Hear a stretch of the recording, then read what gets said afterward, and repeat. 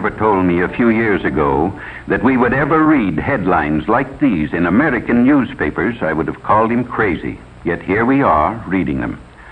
In the middle of the 20th century, in the United States of America, hundreds and hundreds of teenage boys and girls are becoming hopeless dope addicts every year. It's fantastic, it's unbelievable, and it's terrible, but it's true. The government maintains 2 hospitals just to treat drug addicts at Lexington, Kentucky, and Fort Worth, Texas. It used to be a rare thing for a juvenile to be admitted, but look at these recent figures. And remember, these are only confirmed addicts who have come to the attention of federal authorities. How many others are still only occasional users of marijuana or heroin, morphine, or in some cases sleeping pills? It's pretty hard to estimate. But there's one sure thing. Nobody is going to stay an occasional user very long. This is one game nobody beats. If you use narcotics, before long you'll have the habit, about the hardest in the world to break. And the dope addicts say, you're hooked. Well, how does one become hooked? The simplest way to answer that is to talk to someone who has had the experience. This is the home of Mr. and Mrs. Walter Howard. They just got their teenage daughter back after a 6-month nightmare that even Edgar Allan Poe couldn't have improved on. Mrs. Howard agrees to let us talk to her daughter, Phyllis, when we explain that we could use her case to help others avoid the same mistakes.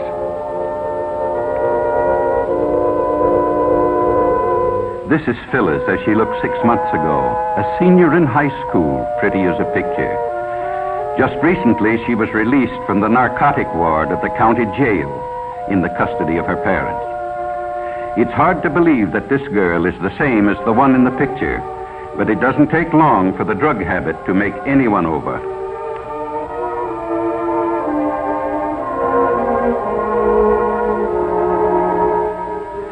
Phyllis wasn't anxious to talk about her experiences with dope, but she could see how her story might be used to help others, and she began to talk.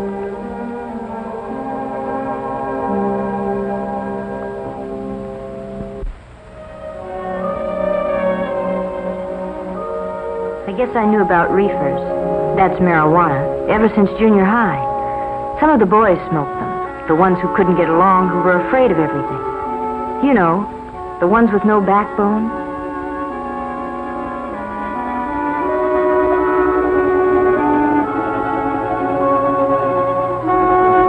In high school, my girlfriend Ann and I went around with Jim and Bob. They both smoked pot. That's jive talk for marijuana. And after a while, Ann and I got so that we did too.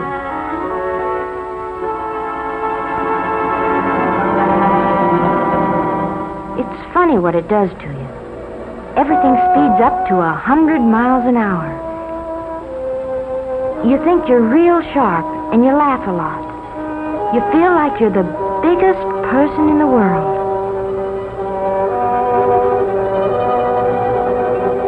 But I didn't feel so good when I came home high that night. My dad knew something was wrong, but he didn't know what. Mother was sure her daughter would never do anything bad. I'd been smoking pot for quite a while before I met Chuck. I guess he was what the newspapers call a peddler. He supplied the kids at school with whatever they wanted. Most of them used reefers like us, but some liked stronger things. There was something intriguing and different about Chuck. I guess I appealed to him in some way, too. Anyway, I found out later what it was about him. He had the heroin habit. He was hooked. Chuck and I started running around together, and one night he asked me up to his place. I knew by now he started peddling after he got the habit, so he could get H for himself. He needed a lot, because he had a big habit. You know something about hypes? They're like a disease. They don't like to see anybody not using the stuff just because they do. Chuck finally talked me into using heroin. He said it would make him feel better. So I tried it. But I was going to be smart. Just take it or leave it. Nothing was going to happen to me. But before I knew it, I was hooked. Bad. I had a heroin habit as big as Chuck. I hadn't been home in weeks. Oh, Chuck and I were married, but it didn't matter very much. Nothing does. Not when you're on H.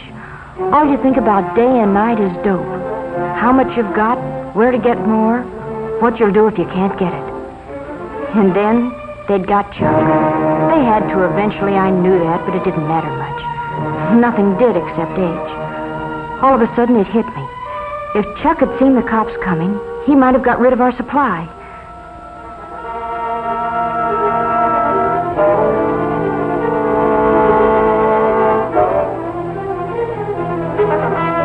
That's what happened. Chuck got rid of everything. Probably in the garbage disposal. Oh, that's a favorite trick of Hype's when they're going to be arrested. But it left me in an awful spot. I needed a fix bad. So bad I didn't care whether I lived or died. And I didn't know whether I'd ever get another cap.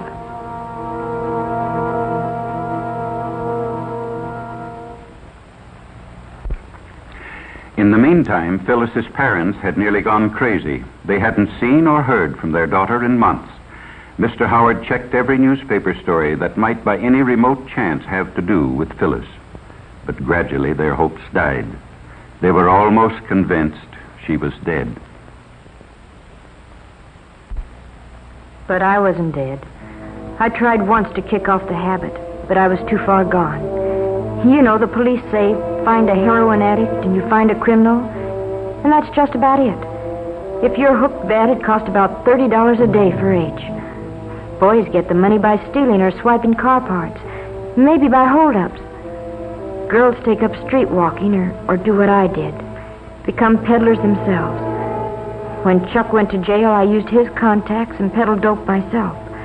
Sure, I knew it was wrong, but when you're hooked, you can't help yourself. They got me eventually, too, just like they did Chuck. And when I was arrested, I was almost glad. I told them I wanted help. I wanted to try and kick it off. It was horrible. 5 days, and I didn't care whether I lived or died. It feels like your skin is being torn right off you, and then you ache all over and get sick, and you can't breathe. Your nose runs, and you have a high fever, and then you pass out, but when you wake up, it starts all over again.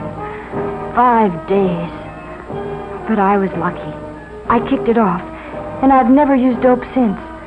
Maybe what happened to me will keep it from happening to somebody else. Or I don't even want to talk about it. And all I hope is that someday I can forget it. Well, that's Phyllis's story. In the United States of America, 20th century. Unbelievable, isn't it, that such things can happen? Phyllis's case is typical. Most teenagers start off with marijuana. Then they decide to see if heroin has any kick. It does. Sometimes it only takes a few days to find out they can't leave it alone. In order to get money to buy it, they turn to crime. And that's the story. There are practically no happy endings when you fool with drugs. Doctors say restoring an addict to normal life is about the toughest thing in medicine. Well, what's the answer? Enforcement? Yes, that's one of them, certainly. In the Far East a few years back, they were lining up dope peddlers and shooting them in the back of the head. But it didn't stop addiction. It just made it harder for victims to get the stuff. No, the answer is a simple one. Just use your head. Leave narcotics absolutely alone. Remember what happened to Phyllis and others like her. Talk it over with your parents or school counselor, somebody you have confidence in. Some say the Reds are promoting dope traffic in the United States to undermine national morale. They did it in China a few years back. It's certainly true that the increased use of narcotics plays right into their hands. But why not show everybody, including ourselves, that young American men and women have too much intelligence to make such a stupid, ghastly, tragic mistake? Let's make tomorrow's headlines read like this.